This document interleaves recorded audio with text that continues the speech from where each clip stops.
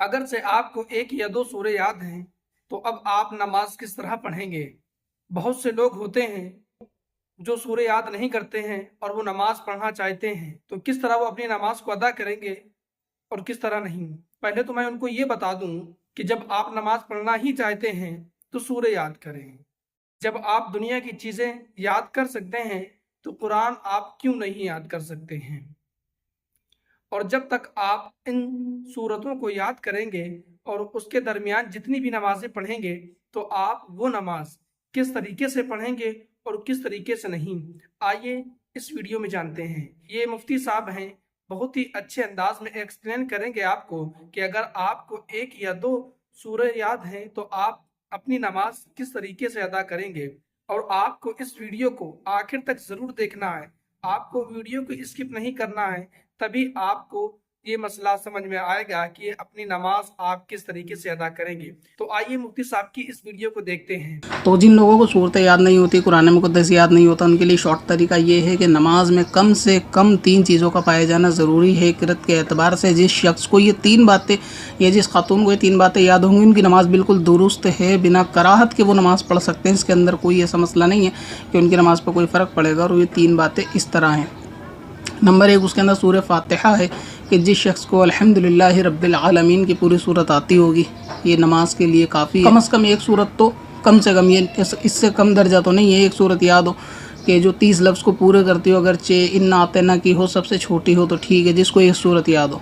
तो एक सूरह फातिहा हुई, एक सूरत हुई, चाहे कुल हुवल्लाहु अहद की हो, कोई सी भी एक सूरत, और एक होता तहियात यानी तशहुद। तो अगर ये 3 चीज़ें जिस शख्स को आती हैं, जिस इस्लामी भाई इस्लाम बहन को आती हैं, तो उनकी नमाज बिल्कुल दुरुस्त है, किरत के एतबार से दुरुस्त है। बाकी अगर मामला है कि वो वाजिब छोड़ दे, वज़ू टूट जाए, वो उसकी तरफ मैं बात नहीं कर रहा, फ़िलहाल इन 3 चीज़ों की पढ़ने के एतबार से बात कर रहा हूँ। तो जिस शख्स को 3 चीज़ें आती हैं वो अपनी नमाज इसी से पढ़ता रहे, इसकी नमाज में कोई जो है ख़राबी पैदा नहीं होगी जब तक कि दूसरी ख़राबी पैदा ना कर ले। नियत बांधेगा, सूरह फातिहा शुरू करेगा। अब मान लो उसको सना भी पढ़ना नहीं आती, औज़ बिल्लाह बिस्मिल्लाह भी नहीं आती, तो ऐसी सूरत में ये सब चीज़ें सीखता रहे। इनको सीखने में ज़्यादा वक्त नहीं लगता और मुश्किल से 2 दिन 3 दिन ही लगेंगे ये सब चीज़ें सीखने में। अब जिसको एक सूरत आती है, मान लो कुल हुवल्लाहु अहद उसको आती है, तो वो सूरह फातिहा के साथ सूरह इखलास मिलाएगा और हर रकात के अंदर, हर नमाज के अंदर वो यही पढ़ेगा।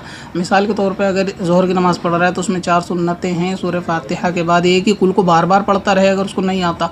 और जिस शख्स को 2 आते हैं तो वो बार बार इन दोनों को ही रिपीट करता रहे, यानी पहली में एक कुल को 2 बार पढ़ ले, अगली में एक कुल को 2 बार पढ़ ले, तो इस तरीके से वो चारों को पूरा कर सकता है। तो इस उज्र से नमाज कज़ा नहीं की जाएगी कि कोई कहे कि हमें कुरान पाक नहीं आता लिहाजा अभी हम सीखेंगे तो पढ़ेंगे।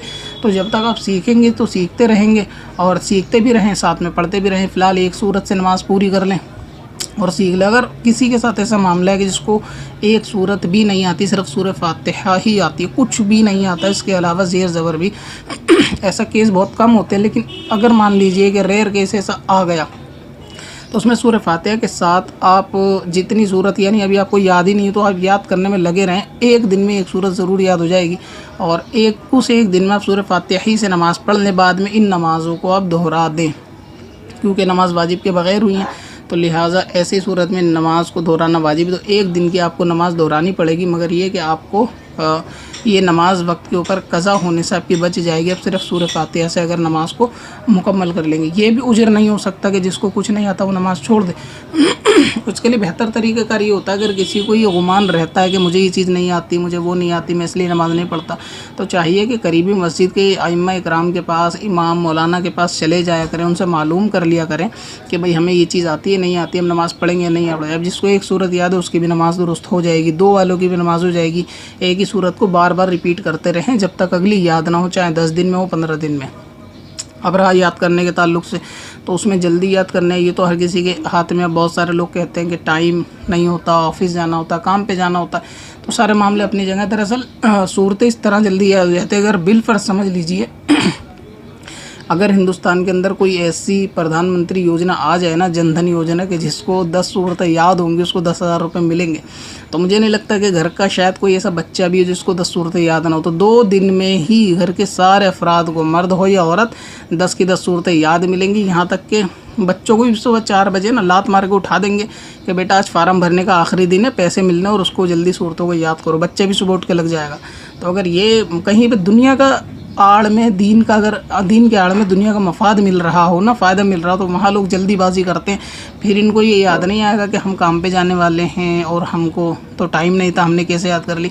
बस एक दफ़ा अनाउंसमेंट हो जाए जी बैंक के अंदर अकाउंट खुलवाओ, 10,000 रुपये आएंगे, जिसको 10 सूरतें याद है तो फटाफट, और एक बच्चे को 10 सूरतें याद है, छोटा हो बड़ा हो, सुबह 4 बजे उठा के बिठा दिया जाएगा। नापाक होगा तो आदमी गुसल कर लेगा, जल्दी से कुरान पाक लेके बैठेगा, उसको रटना शुरू कर देगा। 5 दिन भी नहीं लगेंगे उसको, और सबसे पहले नंबर में आगे लगा हुआ मिलेगा लाइन में फार्म भरने के लिए कि हमको 10 सूरतें याद हो गई। और इत्तेफाक से हो सकता है कोई ऐसा भी हो इस भीड़ में एक आध हिफ्ज़ कुरान करके निकल जाए। बाद में जब आपको मालूम चले कि बेटा हाफिज़ कैसे बन गए, तो वो कहेगा तुम 4 बजे उठा देते थे 10 सूरतें याद करने, तो टाइम बचता था, मैंने सोचा एक सिपारा याद कर लूँ।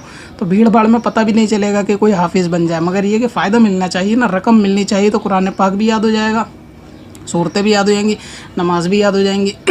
और तो उस बच्चे से जिनने हिफ्ज़ कर लिया उससे भी कहेंगे बेटा तूने अच्छा किया जो हिफ्ज़ कर लिया, क्या पता आगे कौन सी योजना आ जाए हाफिज़ कुरान की, तो तूने बहुत बढ़िया करा अभी से हिफ्ज़ करके रख लिया। तो ये आजकल का दौर चल रहा है कि अगर कहीं फ़ायदा मिल जाएगा, उस फ़ायदे को लेकर आदमी अपना उज्र बयान नहीं करेगा कि मेरी मजबूरी है, मैं काम पे जाता हूँ, मैं थक जाता हूँ। वो कुछ ना कुछ करके एडजस्टमेंट करेगा, मगर पैसों के लिए सूरत याद ज़रूर करेगा। और अगर ऐसा कुछ नहीं है, सिर्फ आखिरत का है कि भाई कब्र के अंदर भी जाना है, आखिरत में भी जाना है, आप नमाज को दुरुस्त करें, सूरतों को सीख ले, तो वहाँ आदमी अपना उज्र बयान कर देगा।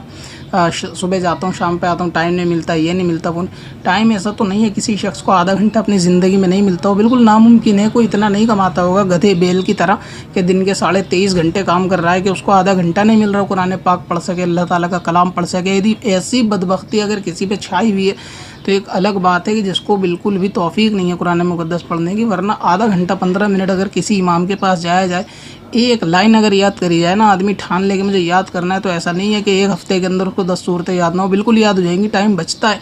लेकिन काम पे से आने के बाद थोड़ा टीवी देखना भी ज़रूरी होता है, और न्यूज़ देखना तो बिल्कुल यानी ऐसी वाजिब है कि उसके बगैर तो चारा नहीं होगा जब तक दुनिया की ख़बर ले नहीं लेंगे।